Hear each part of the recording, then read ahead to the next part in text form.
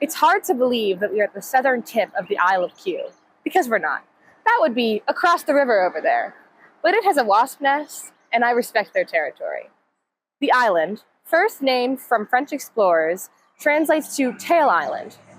It formed from sediment along the river and has been inhabited by native people for generations.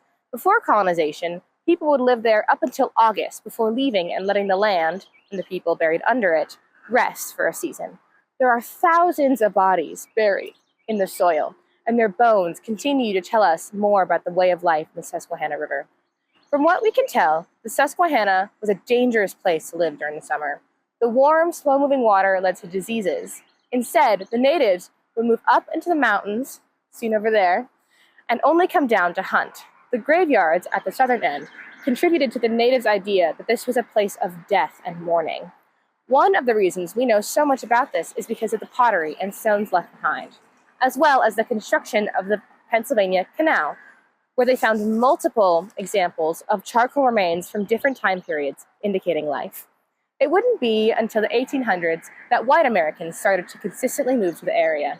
With access to more modern medicine, the Isle was livable year-round. Of course, it still had its challenges. Conflicts with natives and flooding made life difficult, yet some people wanted to stay. The first of these white settlers was Christian Fisher, coming to the island with nothing but a rifle, bed, axe, and a horse.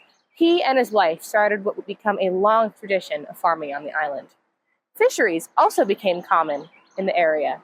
They would use permanent fish catchers, which sat at the bottom of the river and waited for fish to swim into them.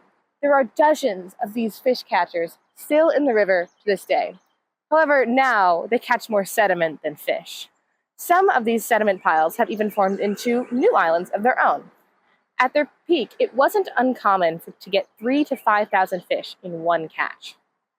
But with a change in the people came a change in the landscape.